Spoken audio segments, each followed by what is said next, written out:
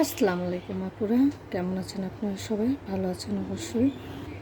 আর এই যে দেখুন, আমি এখানে ক্রোজ ভরাট দিয়ে যে পাতাটা সেলাই করতেছি। আর ক্রোজ ভরাটটা খুব সুন্দর লাগে। এটা দিয়ে আপনি ফুল পাতা যেটা সেলাই করেন না কেন, এটা দ্রুত হয়ে যায়।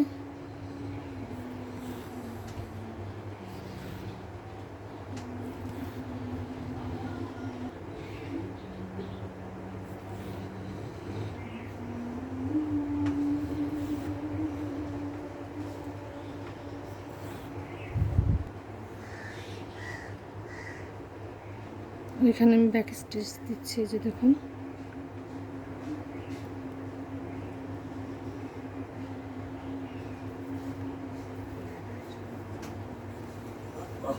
সুন্দর পাতাটা হয়ে গেল। আমার ভিডিওটি ভালো লাগলে অবশ্যই একটা লাইক আর